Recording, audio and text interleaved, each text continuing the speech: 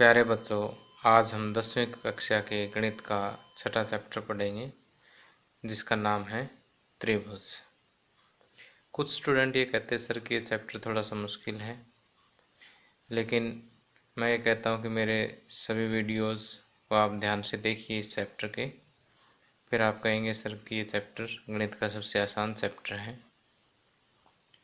तो सभी चैप्टर्स का नोटिफिकेशन यूट्यूब या ईमेल के माध्यम से फ्री में पाने के लिए इस कोने पर एक लाल रंग का सब्सक्राइब बटन है, उसे दबा करके सब्सक्राइब कर लें और फिर एक छोटा सा घंटी का चिन्ह आएगा, उसे भी दबा दें। उससे नोटिफिकेशन आपके ईमेल या यूट्यूब पर पहुंचते रहेंगे। इसका कोई पैसा नहीं लगेगा। और यदि मेरा ये वीडियो आपको पसंद आए तो इसे लाइक भी करना और अपने दोस्तों तक शेयर करके इसको पहुंचाना है आपने। और जो भी आपकी रिक्वायरमेंट है उसके हिसाब से आप नीचे कमेंट बॉक्स में कमेंट भी दे सकते हैं। तो आइए शुरू करते हैं चैप्टर। प्यारे बच्चों, हमने 9वीं कक्षा में सर्वांग सम आकृतियों के बारे में पढ़ा है। सर्वांग सम आकृतियाँ क्या कौन सी होती हैं? वे आकृतियाँ जिनका आकार और आमाप दोनों क्या हो, सेम हो। आकार का मतलब उसकी शेप और आमाप का मतलब उसका साइज। ये अगर दोनों समान हो तो ऐसी आकृतियाँ क्या कहलाती है? सर्वांग सम आकृतियाँ कहलाती हैं। जैसे अब ये दो शब्द हैं आकार और आमाप, थोड़े से कंफ्यूजिंग से वर्ड हैं, तो मैं इनका अर्थ अच्छे से स्पष्ट कर देता हूँ। आकार का मतलब होता है शेप, मतलब जैसे ये एक वृत्त है और ये दूसरा वृत्त है, इन दोनों की शेप सेम है, यानी इनका आकार सेम है, क्योंकि ये वृत्ताकार है और ये भी वृत्ताकार है, तो इनका आकार सेम है। लेकिन आमाप, ये देखिए छोटा है और ये बड़ा है, साइज देखिए इस साइज में छोटा और ये बड़ा है, तो इनका आमाप सेम नहीं है, आकार सेम है। तो इसको थोड़ा सा और अच्छे से क्लियर करने के लिए देखिए, आपके सामने गांधी जी की दो फोटो हैं। इन दोनों फोटो को देखिए मैंने ग्राफ पेपर पर बनाया है। देखिए यहाँ ग्राफ पेपर से हम बिल्कुल देख पा रहे हैं कि दोनों का जो आमाप है वो क्या है, सेम है। और इनका आकार भी देखिए, इनकी शेप भी देखिए, बिल्कुल सेम है।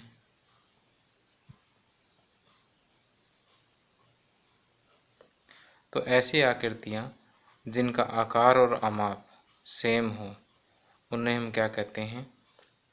सर्वांग सम आकृतियाँ कहते हैं। तो गांधी जी की ये दोनों पिक्चर्स जो हैं वो क्या है, सर्वांग सम है।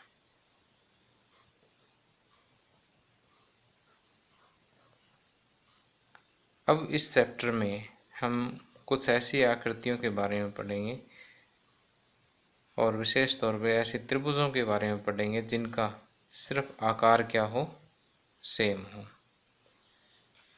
अब देखिए ये गांधी जी की एक और तस्वीर है यहाँ पर। अब ये पहली तस्वीर है, ये दूसरी तस्वीर और ये तीसरी तस्वीर है।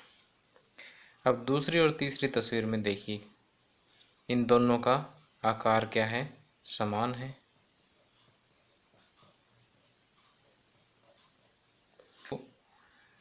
अब हम ऐसी आकृतियों के बारे में पढ़ेंगे इस चैप्टर में जिनका आकार क्या हो, समान हो। और ऐसी आकृतियाँ जिनका आकार समान हो, ऐसी आकृतियाँ कौन सी आकृतियाँ कहलाती हैं? समरूप आकृतियाँ कहलाती हैं।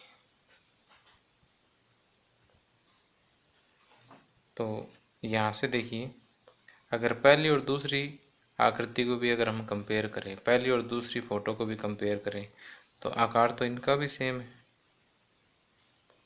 तो आकार जिनका समान हो वो समरूप है, तो इसका मतलब ये दोनों भी समरूप है और ये दोनों भी समरूप है।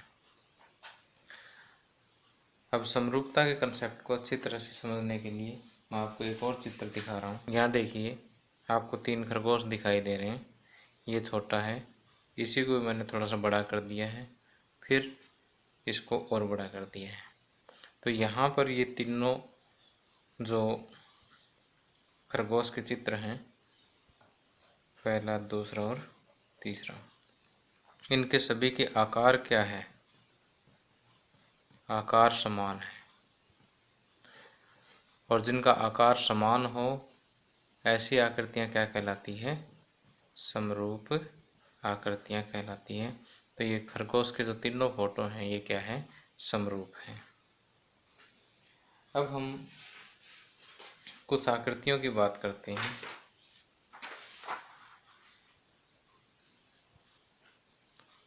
तो यहाँ देखिए, आपको ये वृत्त दिखाई दे रहे होंगे।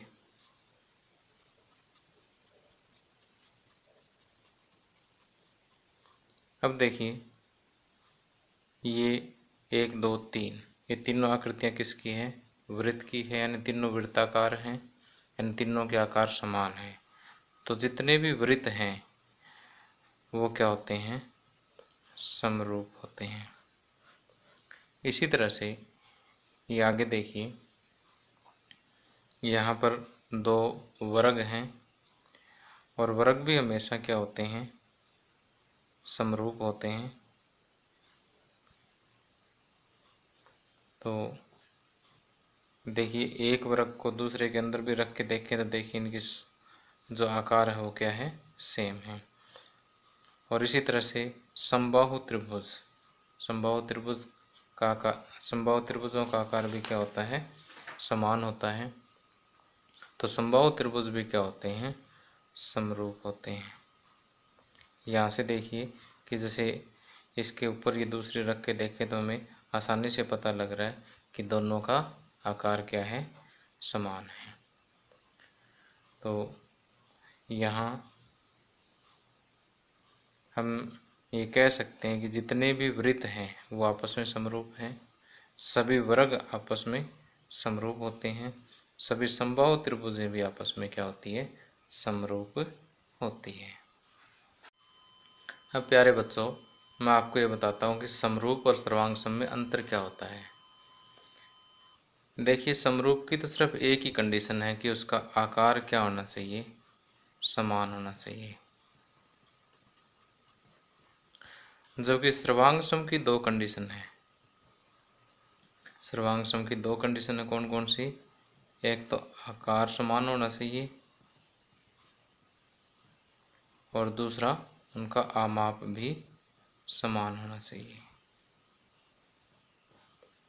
तो देखिए, जैसे मेरे पास ये 2 रिंग्स हैं। अब इन दोनों का आकार तो दिख ही रहा है कि ये भी वृत्त है, ये भी वृत्त है, तो दोनों का आकार भी समान है। और इनका आमाप देखिए, हम एक दूसरे के ऊपर रख करके वेरीफाई कर सकते हैं।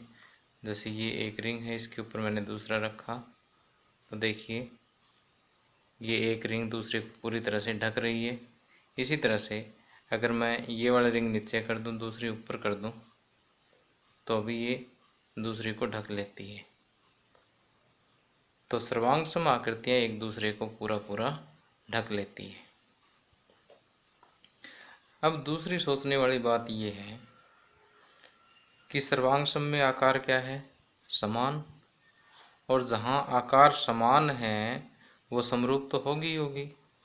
इसका मतलब जितनी भी सर्वांगसम आकृतियाँ हैं वो सारी समरूप होती है।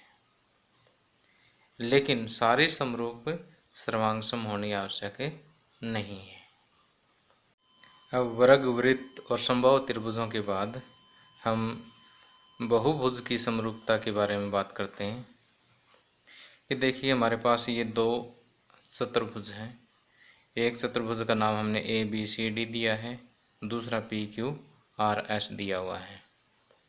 अगर ये पूछा जाए कि क्या ये दोनों समरूप है, तो देखिए, देखने में लग तो रही है कि ये दोनों समरूप है, लेकिन हम इसका पूरी तरह से कन्फर्म नहीं बता पाएंगे कि ये समरूप ही हैं। जबकि जो रेगुलर आकृतियाँ थी, वृत्त, वर्ग, समबाहु त्रिभुज वगैरह है या कोई एक नॉर्मल पिक्चर है, उसमें तो हम बता सकते हैं कि दोनों समरूप हैं। लेकिन जहाँ पर बहुभुज आती है वहाँ पर इस टाइप की समस्या आएगी। तो इसके लिए मैंने क्या किया है कि इसको पहचानने के लिए एक बार टेम्परेरीली मैंने इसी के आकार की दो, जो हमें दी हुई है ABCD और PQRS, ऐसी ही दो चतुर्भुज जो है चार्ट पेपर पर काट ली है।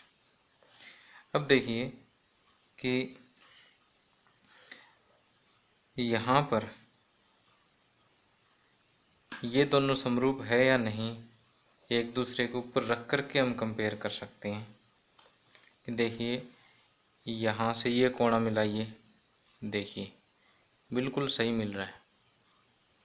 अब ये वाला देखिए, ये भी सही मिल रहा है, और इधर से नीचे वाला देखिए, यहाँ से ये भी सही मिल रहा है, और इधर से ये देखिए ये भी सही मिल रहा है। ओके, इसके अलावा इसका मतलब ये जो एंगल है चारों में, ये वाला कोण इसके बराबर मिल रहा है, ये वाला कोण इस कोण के बराबर है, ये वाला कोण इस कोण के बराबर है, और ये वाला कोण इस कोण के बराबर है। इसके अलावा भुजाएं और देखिए कि जैसे हम यहाँ से मापना स्टार्ट करते हैं, यहाँ तक गए और फिर यहाँ तक,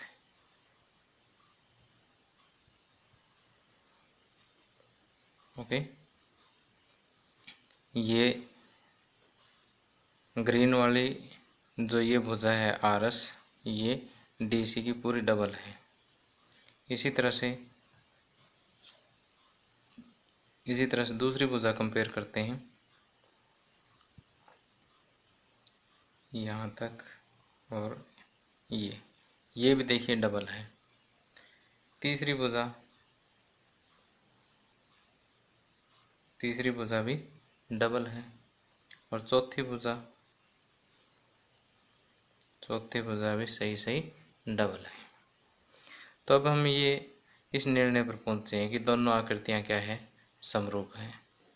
इनकी समरूपता का पता दो चीज़ों से लगा, किस किस से, एक तो इनके संगत कोणों से,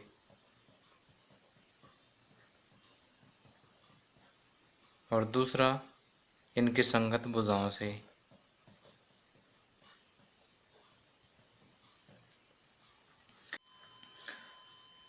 तो हम देखिए यहाँ बहुभुजों में चतुर्भुज का एक एग्जाम्पल लेकर के उसकी समरूपता पर विचार कर रहे हैं।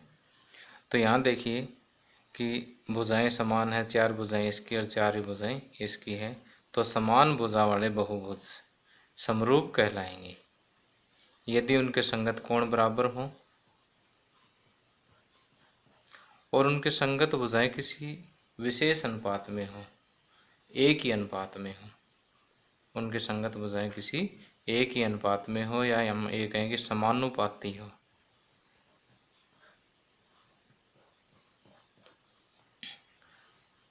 तो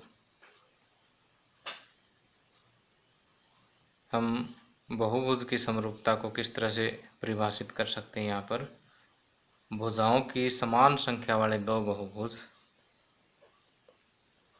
भुजाओं की समान संख्या वाले दो बहुभुज।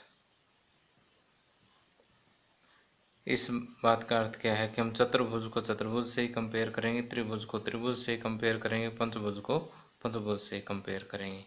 यानी यहाँ चार भुजा तो यहाँ भी चार भुजा, यहाँ पांच भुजा तो पांच, तीन है तो तीन। भुजाओं की समान संख्या वाले दो बहुभुज समरूप होते हैं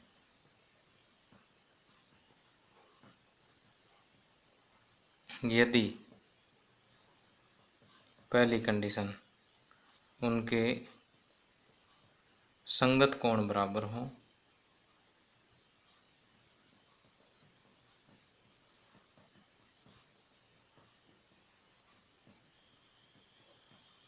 तथा दूसरी कंडीशन है कि उनकी संगत भुजाएं समानुपाती हो।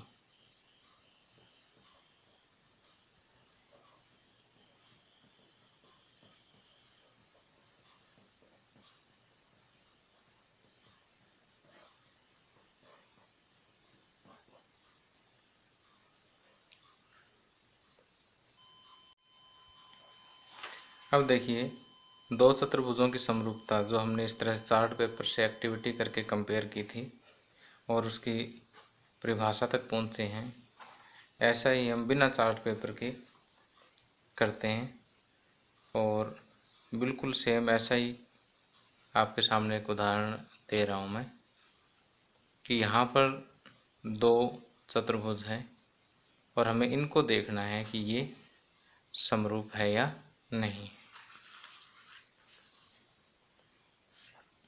तो यहाँ देखिए 105 डिग्री का कोण है, यहाँ पर भी 105 डिग्री, 100 डिग्री, 100 डिग्री, 70, 70, 85, 85। तो यहाँ संगत कोण क्या है? संगत कोण बराबर हैं सारे, संगत कोण सारे बराबर हैं। अब भुजाओं की बात कीजिए। अब ए बी का अनुपात देखेंगे पी क्यू से, बी सी का अनुपात देखेंगे क्यू आर से और सी डी का अनुपात देखेंगे आर एस से और डी ए का अनुपात देखेंगे एस पी से।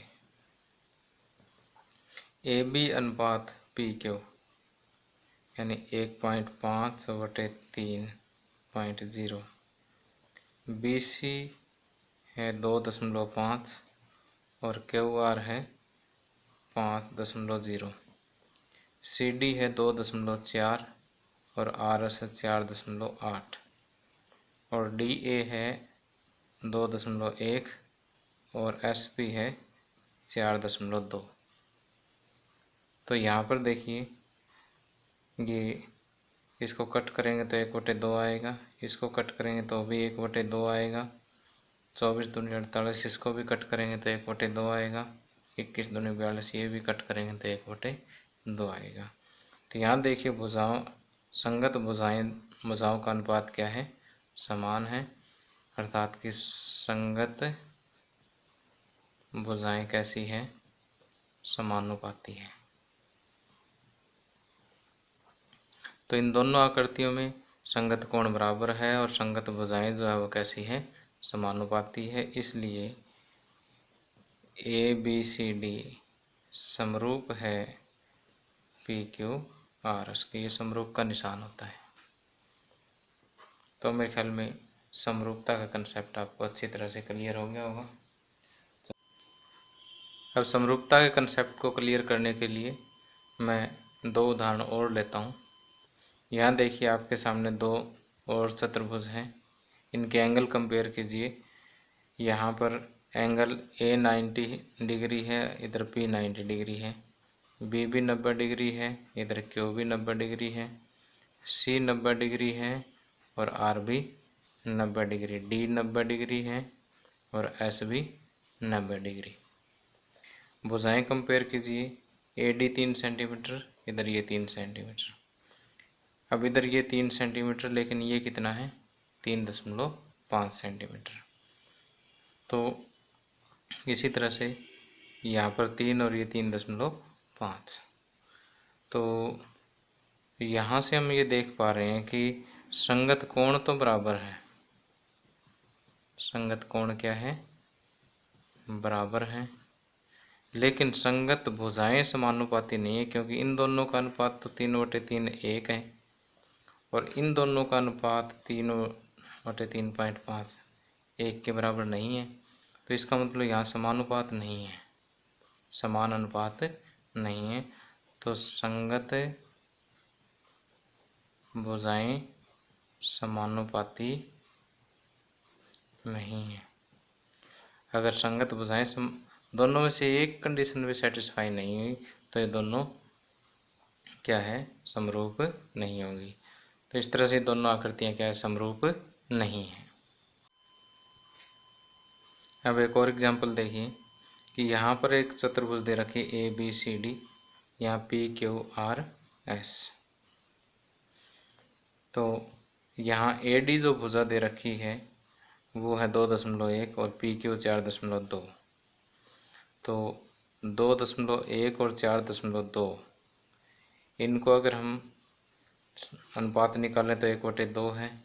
इसी तरह से AB और QR का अनुपात भी वही 1/2 है।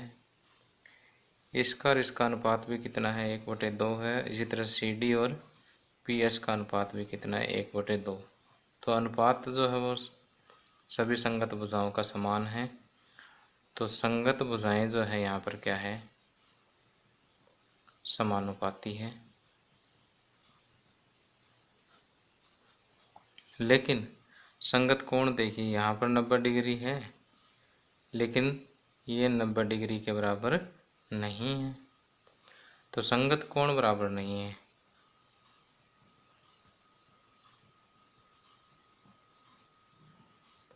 तो आप क्या कहोगे, इन आकृतियों का समरूप है?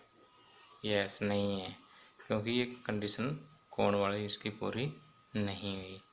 तो बहुभुज के केस में समरूपता की दो कंडीशन हैं कि संगत भुजाएं समानुपाती होने चाहिए और उनके संगत कोण जो है वो क्या होने चाहिए, समान होने चाहिए, बराबर होने चाहिए।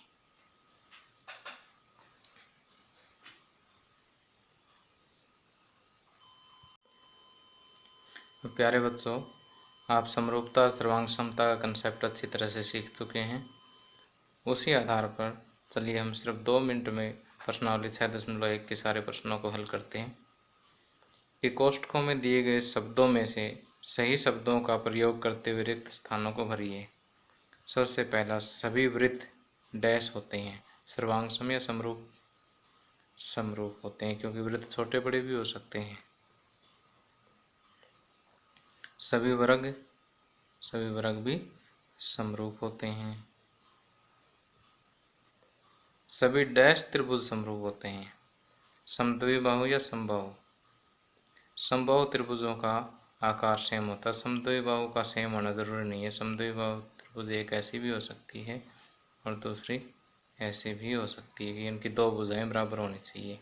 तो समद्विबाहु आकार सेम नहीं है, इसलिए इसको नहीं लेंगे। समबाहु का आकार हमेशा सेम होता है, तो जिनका आकार सेम होता है वो समरूप होते हैं। तो यहाँ पर आएगा समबाहु। भुजाओं की समान संख्या वाले दो बहुभुज होते हैं, भुजाओं की समान संख्या वाले दो बहुभुज समरूप होते हैं यदि उनके संगत कोण क्या हो, बराबर हो, और उनके संगत भुजाएं समानुपाती हो। ये परिभाषा भी हमने पहले डिडक्ट कर ली थी, और अगर ये ऑप्शन ना भी देता तो भी हम भर देते। अब सेकंड, निम्नलिखित युग्मों के दो भिन्न भिन्न उदाहरण दीजिए। समरूप आकृतियों के दो उदाहरण देने हैं। पहला उदाहरण दे सकते हैं, सभी वृत्त समरूप होते हैं।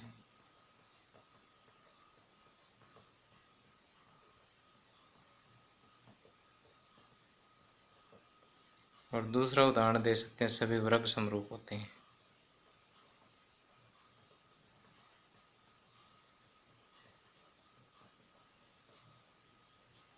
तीसरा और पूछे तो सभी समबाहु त्रिभुज समरूप होते हैं।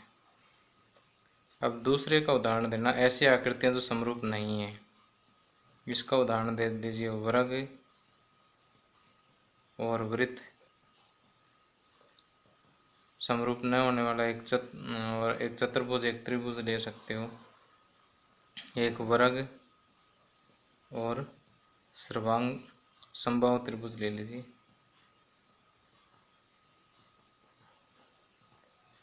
दुनिया भर के आप एग्जाम्पल ऐसी आकृतियों के जोड़ों को दे सकते हैं जो समरूप नहीं है।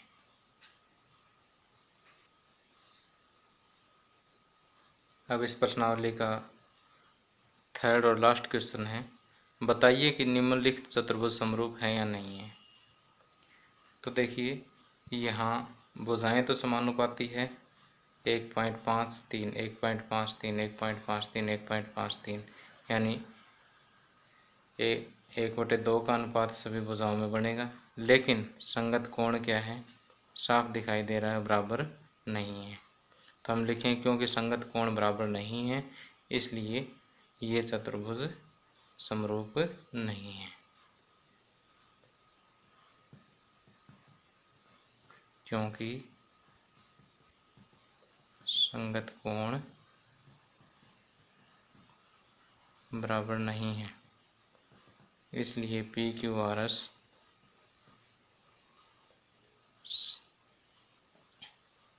तथा ABCD समरूप नहीं है। बस इसी के साथ ये प्रश्नावली समाप्त है। धन्यवाद।